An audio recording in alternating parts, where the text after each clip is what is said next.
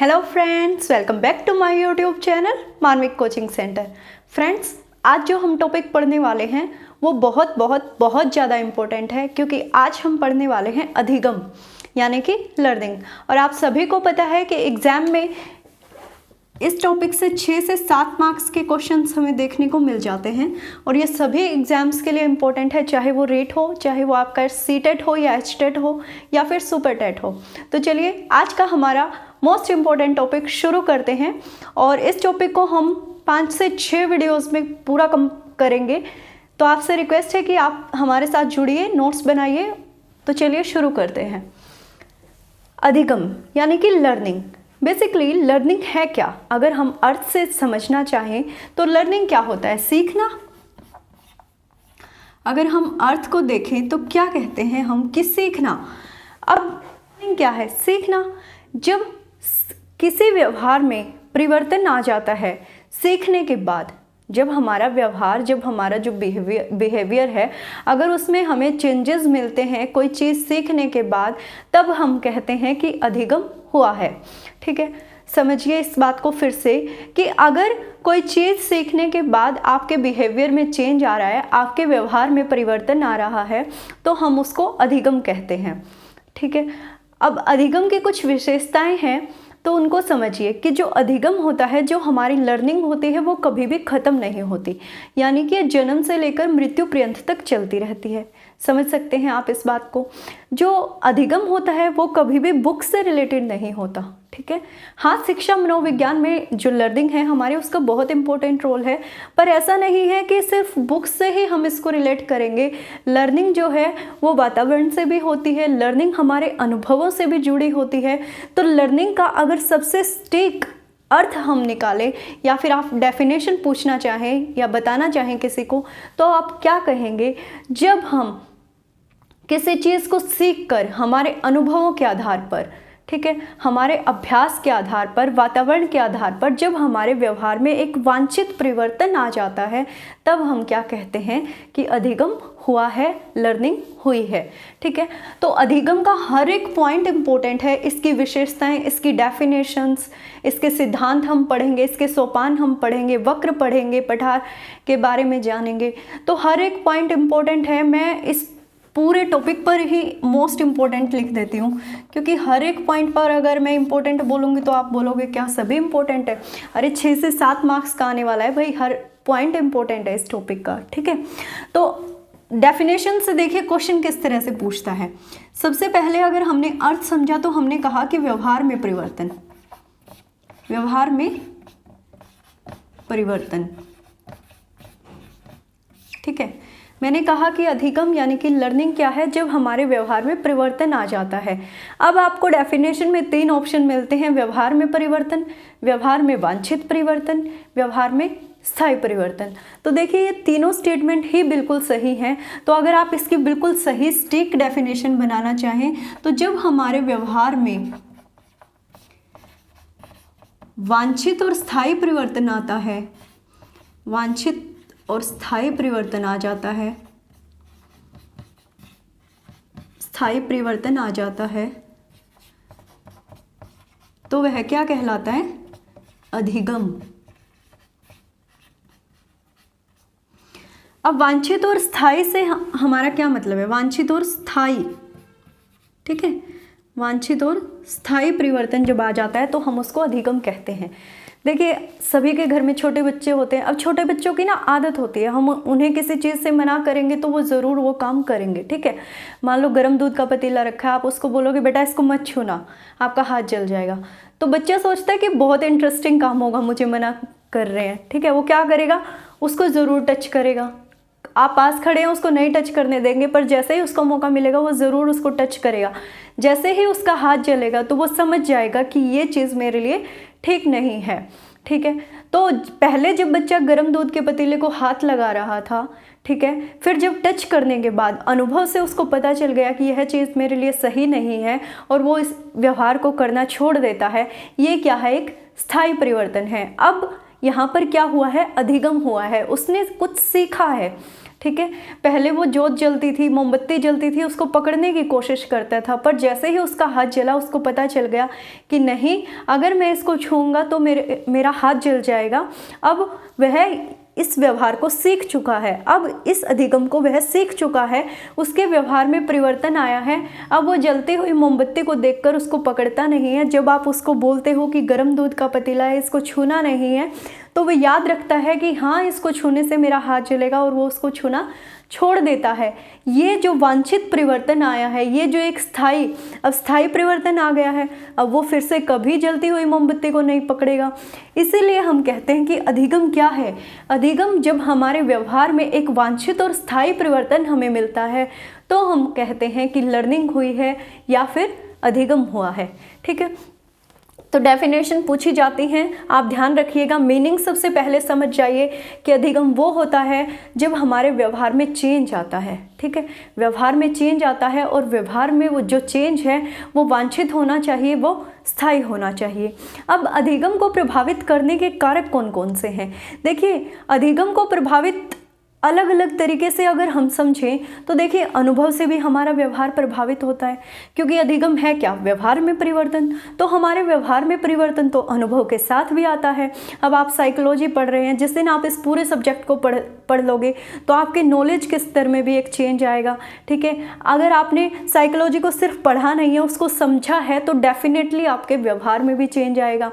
आप लोगों को पहचानने लग जाएंगे, आप प्रतिक्रिया देने से पहले सोचने लग जाएंगे, सामने वाले की भावनाओं को समझने लग जाएंगे। तो बात हो रही है व्यवहार के परिवर्तन की, और जो व्यवहार का जो परिवर्तन है वो अनुभवों से भी मिलता है, वो प्रशिक्षण से भी मिलता है, और वो प्रतिक्रिया से भी आता है, और वातावरण से भी आता है। तो चलिए अब हम बात करते हैं कारक। अगर हम कारक की बात करें तो मेन कारक अगर हम देखें तो मेन कारक है हमारा अनुभव,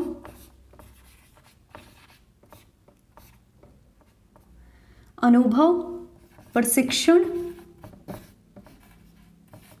और अभ्यास। उसके बाद भी बहुत सारे कारक हैं, जैसे संवेगात्मक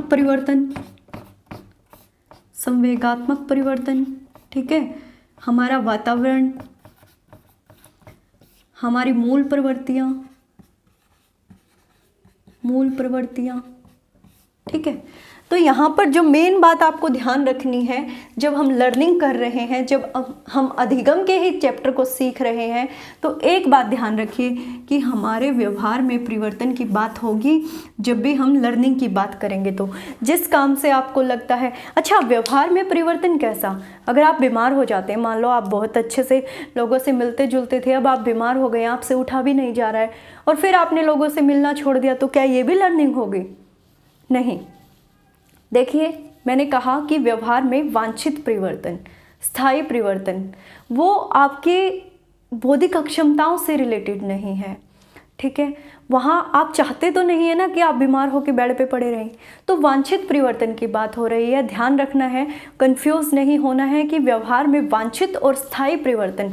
जब आप स्कूल में शिक्षा ग्रहण करने जाते हैं, एक शिक्षक जब आपको पढ़ा रहा होता है तो वो आपसे क्या एक्सेप्ट करता है? वो जो पढ़ा रहा है उसको आप समझें। जब आपको वो चीज़ समझ में आ जाएगी, तब क्या माना जाएगा कि आपने लर्निंग की है, आपने अधिगम किया है, क्योंकि जैसा शिक्षक आपसे चाहता था वैसा आपने सीख लिया है, वैसा व्यवहार आपने करना सीख लिया है, तो उसको हम क्या कहते हैं? अधिगम। आई होप आपको अधिगम की डेफिनेशन, अधिगम का मीनिंग यानी कि लर्निंग हम किसे कहते हैं, ये बात आपको समझ में आ गई होगी। तो चलिए अब हम कुछ मेन डेफिनेशंस जो एग्ज़ाम में बार बार पूछी गई हैं उनको समझते हैं। वो एक्चुअल में देखा जाए तो हमारी लर्निंग की विशेषताएं भी हैं, और वो किसी ना किसी मनोवैज्ञानिक ने हमें समझाने के लिए दी है, तो हम उन मनोवैज्ञानिकों का नाम भी याद करेंगे। ठीक है, सबसे मोस्ट इम्पोर्टेंट डेफिनेशन है क्रो एंड क्रो।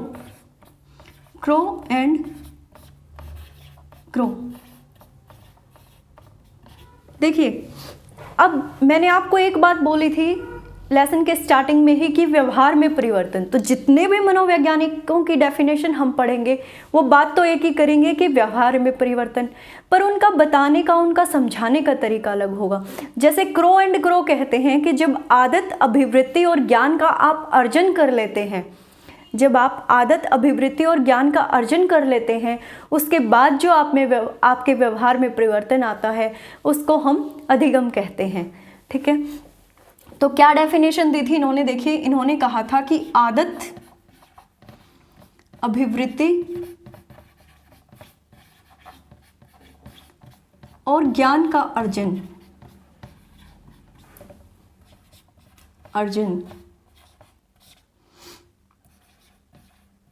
करना ही क्या है? अधिगम है। ठीक है, उसके बाद हम बात करते हैं विलियम वुडवर्थ की। विलियम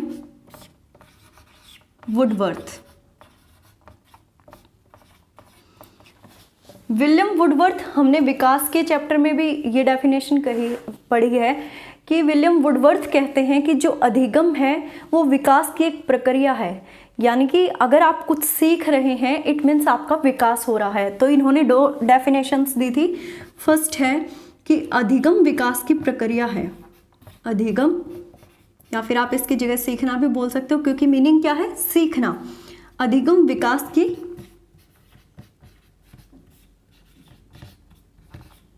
प्रक्रिया है।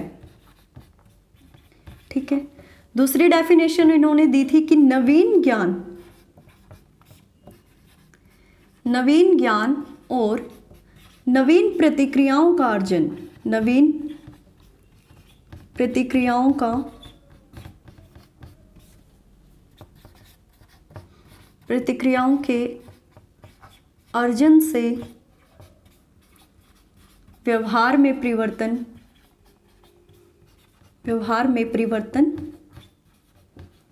क्या कहलाता है? अधिगम। ठीक है, उसके बाद है डेफिनेशन हमारे गिलफोर्ड की डेफिनेशन हम पढ़ते हैं। गिलफोर्ड अधिगम के बारे में क्या कहते हैं? देखिए, मैं इनको याद करने की ट्रिक भी बताऊंगी। एक्चुअल में मैं आपको यहाँ से याद करवा कर ही भेजूंगी, आप बस मेरी बात को ध्यान से सुनिए। गिलफोर्ड कहते हैं कि व्यवहार के कारण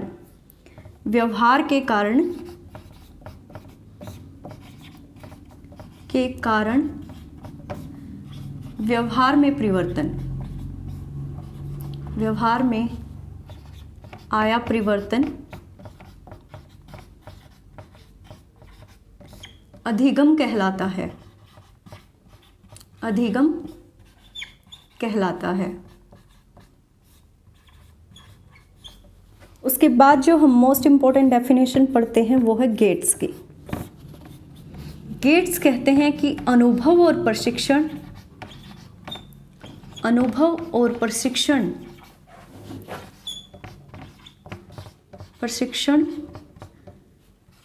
प्राप्त करने पर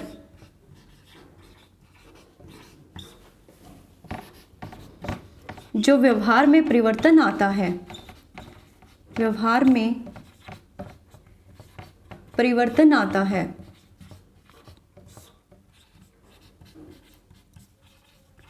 उसको हम क्या कहते हैं? अधिगम कहते हैं। ठीक है,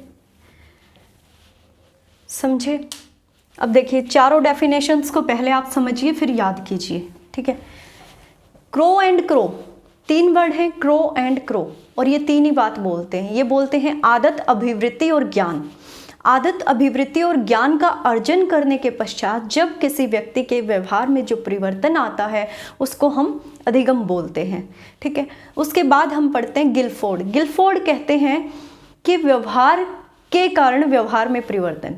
ठीक है, मान लीजिए आप किसी को ईंट मारेंगे तो सामने वाला क्या करेगा? आपको भी ईंट मारेगा। तो गिलफोर्ड को फोड़ से याद करिए कि आप फोड़ोगे तो सामने वाला भी फोड़ेगा। ठीक है, तो क्या हुआ? आपने एक व्यवहार किया, जिसकी वजह से सामने वाले के व्यवहार में परिवर्तन आया। वो बंदा शांत बैठा था, अब आपने उसको बिना बात मारा है तो सामने वाला भी क्या कर रहा है, आपको मार रहा है। तो फोड़, गिलफोड़ को फोड़ से याद रखिए कि आप फोड़ोगे तो सामने वाला भी फोड़ेगा, यानी कि व्यवहार के कारण व्यवहार में परिवर्तन क्या कहलाता है, अधिगम। ठीक है, तो पेपर में क्वेश्चन कैसे पूछा जाता है, देखिए पेपर में क्वेश्चन पूछा जाता है कि व्यवहार के कारण व्यवहार में परिवर्तन, यह कथन है। ठीक है, आपको ऑप्शन मिलेंगे William Woodworth, Crow and Crow, Guilford and Gates. ठीक है, तो इसीलिए आपको परिभाषाएं याद करना जरूरी है। विलियम वुडवर्थ क्या कहते हैं कि अगर आप विकास चाहते हैं ना तो आपको लर्निंग सीखनी पड़ेगी, यानी कि आपको अधिगम करना पड़ेगा। तो अर्थ, अगर आप अपने जीवन में अर्थ निकालना चाहते हैं, किसी बात का सार्थक अर्थ चाहते हैं, तो आपको क्या करना पड़ेगा, विकास करना पड़ेगा, अधिगम करना पड़ेगा। तो विलियम वुडवर्थ क्या कहते हैं, विलियम वुडवर्थ कहते हैं कि अधिगम जो है वो विकास की प्रक्रिया है। दूसरा, इन्होंने दो शब्द, देखिए यहाँ पे हम कीवर्ड निकालेंगे, पूरी डेफिनेशन याद नहीं करेंगे। क्रो एंड क्रो में आदत, अभिवृत्ति और ज्ञान, 3 शब्दों को याद रखिए। अधिगम बाकी वही है कि व्यवहार में परिवर्तन। इन्होंने इन 3 शब्दों को यूज करके हमें समझाया है। विलियम वुडवर्थ कहते हैं कि अधिगम विकास की प्रक्रिया है। यहाँ पर ये 2 शब्द यूज करते हैं, नवीन ज्ञान और नवीन प्रतिक्रिया। ठीक है, नवीन ज्ञान के आधार पर जब हम नवीन प्रतिक्रियाएं करते हैं, उनका अर्जन, ठीक है, उनके अर्जन से जो हमारे व्यवहार में परिवर्तन आता है उसको हम क्या कहते हैं, अधिगम। और गिलफोर्ड का तो बहुत आसान है, मैंने फिर से, अगर आप फोड़ोगे तो मैं भी फोड़ूंगा, व्यवहार के कारण व्यवहार में परिवर्तन। गेट्स, अब गेट्स क्या कहते हैं, अगर तुम चाहते हो कि तुम्हारे लिए सफलता के गेट्स खुल जाएं तो तुम्हें अनुभव और प्रशिक्षण प्राप्त करना पड़ेगा। ठीक है, अगर तुम चाहते हो कि तुम साइंटिस्ट बन जाओ, ठीक है, तुम पीएचडी करके फिजिक्स से प्रोफेसर बन जाओ, तो पहले तुम्हें फिजिक्स से एमएससी करनी पड़ेगी, तुम्हें पीएचडी करनी पड़ेगी, यानी कि तुम्हें अनुभव लेना पड़ेगा, तुम्हें प्रशिक्षण लेना पड़ेगा। ठीक है, तो गेट्स क्या कहते हैं, गेट्स को गेट से याद रखिए। गेट्स कहते हैं कि सफलता के गेट तभी खुलेंगे जब आप अनुभव और प्रशिक्षण प्राप्त करेंगे। ठीक है, गेट्स को गेट से याद कीजिए कि सफलता के गेट तभी खुल सकते हैं जब हमारे पास अनुभव होगा और प्रशिक्षण होगा। ठीक है, ये 4 डेफिनेशंस आई होप आपको क्लियर हो गई होंगी। अब कुछ और इम्पोर्टेंट डेफिनेशन देखते हैं। जैसे गार्डनर की डेफिनेशन भी यही है, ये कहते हैं कि जब वातावरण के साथ सामंजस्य स्थापित करते हैं, हम सामंजस्य स्थापित करके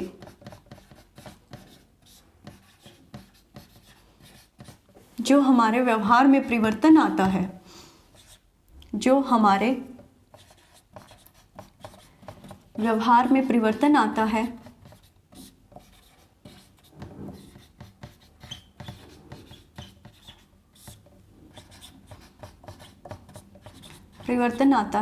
वह क्या है, अधिगम। किसके अनुसार, गार्डनर के अनुसार। तो यहाँ पे कीवर्ड क्या निकालना है हमें, गार्डनर्स को गार्डन से याद रखिए। और गार्डन में क्या है, हरियाली है, एनवायरनमेंट की बात हो रही है, तो इन्होंने वातावरण की बात की है कि जब हम वातावरण के कांटेक्ट में आते हैं, जब हम वहाँ पे संतुलन स्थापित करते हैं। मान लो कि अभी आप हरियाणा में रह रहे हो, फिर आप कहीं ऐसे देश में चले जाते हो कि वहाँ बहुत ठंड है। ठीक है, तो वहाँ पर जब आप उस माहौल में, वहाँ का टेम्परेचर बहुत कम है, जब आप वहाँ पर उस माहौल में रहना सीख जाते हो तो क्या हुआ, आपके व्यवहार में परिवर्तन आया, तो वो क्या है, अधिगम है। ये बात कौन बोल रहे हैं, गार्डनर साहब बोल रहे हैं। एक और बहुत अच्छी डेफिनेशन दी है कॉल्विन ने। ठीक है, अब कॉल्विन क्या कहते हैं, कॉल्विन कहते हैं कि मान लो कि अभी आपका बिहेवियर अच्छा नहीं है, कोई बात नहीं, ठीक है, मान लो अभी आपने कोई गलती कर दी, लेकिन अगर आप इस गलती से सीख कर, अपने इस अनुभव से सीख कर बाद में ये गलती ना करें, वो भी क्या है, अधिगम है। ठीक है, तो कॉल्विन क्या कहते हैं, पूर्व निर्मित व्यवहार को, पहले जो हमारा व्यवहार है, अगर उसमें हम पूर्व निर्मित व्यवहार को अनुभव के आधार पर बदल लेना, अनुभवों के आधार पर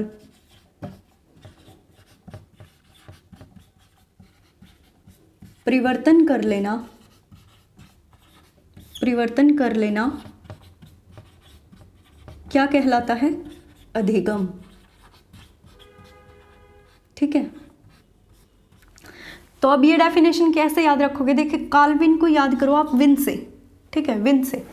ठीक है, इस बार टेस्ट क्लियर नहीं हुआ, पर अगर आप अपने इस व्यवहार से की वजह से, मान लो अभी आप कम पढ़ रहे थे या रेगुलर नहीं थे अपने स्टडी को लेकर, तो ये जो आपका व्यवहार है, ये कह रहे हैं कि आपका जो पहले व्यवहार था उसके अनुभवों में जब आप परिवर्तन कर लेते हैं, पूर्व निर्मित अनुभव, ठीक है, जो पहले से निर्मित जो आपका व्यवहार है उसमें जब आप अनुभवों के आधार पर परिवर्तन कर लेते हैं तो क्या कहलाता है? अधिगम कहलाता है। तो किसने दी है डेफिनेशन? कॉल्विन ने। तो कॉल्विन को ऐसे याद करो कि आप डेफिनेटली विन हो जाओगे अगर आप इस बार अपने व्यवहार को अनुभवों के आधार पर बदल लोगे। ठीक है, अपनी गलतियों से कुछ सीख कर अपने अनुभवों के आधार पर व्यवहार को बदल लोगे। फिर एक डेफिनेशन आती है हमारे B.F. स्किनर की। B.F. Skinner, B.F. स्किनर साहब कहते हैं कि जो अधिगम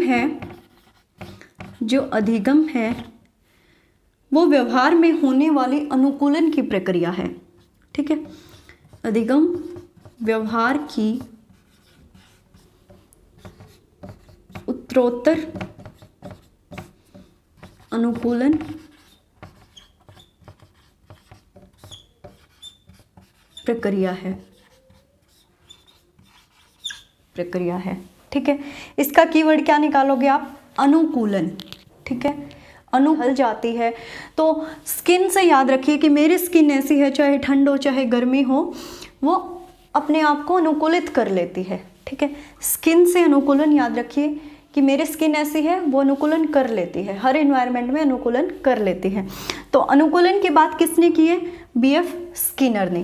ठीक है, कॉल्विन ने क्या कहा है कि आप जीत जाओगे अगर आप पूर्व निर्मित व्यवहार को अनुभवों के आधार पर चेंज कर लो, डेफिनेटली आप विन हो जाओगे। तो विन से याद रखना आपको कॉल्विन, गार्डनर्स को याद रखना आपने गार्डन से। ठीक है, तो ये कुछ इंपॉर्टेंट डेफिनेशंस थी। और रीट में तो क्या होता है कि अगर एक बार डेफिनेशन से क्वेश्चन पूछेगा तो एक बार सोपान से पूछ लेगा। ठीक है, नेक्स्ट वीडियो में हम सोपान भी करेंगे। 8 सोपान बताए हैं, उनको क्रमबद्ध तरीके से भी याद रखना है हमें। ठीक है, नेक्स्ट वीडियो में हम अधिगम के सोपान और वक्र पढ़ने वाले हैं, तो आपको नेक्स्ट वीडियो में भी जुड़ना है हमारे साथ। तो फिर से मैं आपको रिवाइज करवाती हूँ। देखिए 5-6 डेफिनेशंस की हैं हमने जो बहुत इंपॉर्टेंट है और याद करना भी बहुत आसान है। ठीक है, देखिए सबसे पहली डेफिनेशन जो बहुत बार पूछी गई है क्रो एंड क्रो की। ठीक है, क्रो एंड क्रो 3 वर्ड हैं, 3 ही बातें बोली थी, आदत, अभिवृत्ति और ज्ञान। जब आप आदत, अभिवृत्ति और ज्ञान का अर्जन करके अपने व्यवहार में चेंज कर लेते हैं तो क्या कहलाता है? अधिगम कहलाता है। सेकंड डेफिनेशन गिलफोर्ड की, तो फोड़ेगा तो मैं भी फोड़ूंगा, व्यवहार के कारण व्यवहार में जो परिवर्तन आता है उसको अधिगम कहते हैं। विलियम वुडवर्थ कहते हैं कि अधिगम विकास की प्रक्रिया है, अगर आप सीखोगे नहीं तो आप बढ़ोगे नहीं। ठीक है, ये कहते हैं नवीन ज्ञान और नवीन प्रतिक्रियाओं का अर्जन भी क्या है? अधिगम है, क्योंकि अगर हम नवीन ज्ञान को अपना रहे हैं तो हमारे व्यवहार में परिवर्तन तो आएगा। ठीक है, गेट्स क्या कहते हैं कि तुम्हारे सफलता के गेट खुल जाएंगे अगर तुम अनुभव और प्रशिक्षण प्राप्त कर लोगे तो।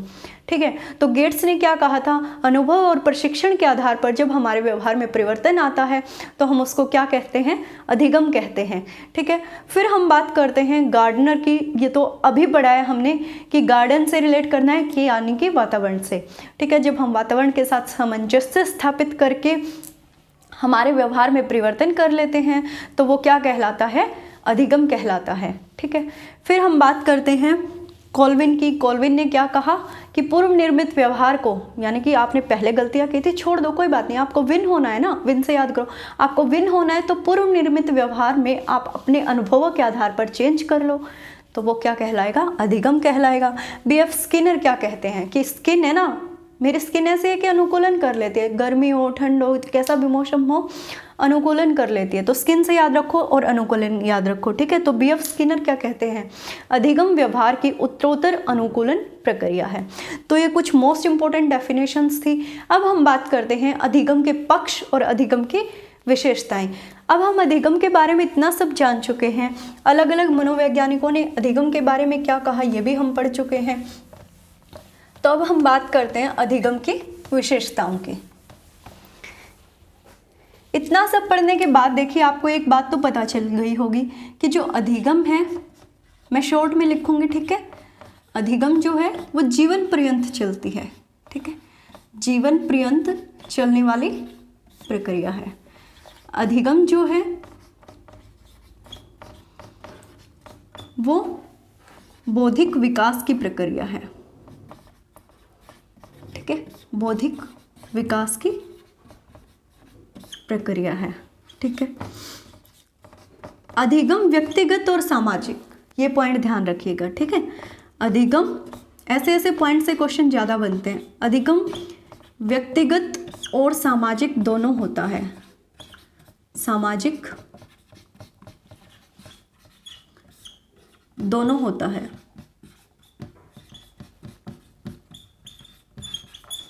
ठीक है।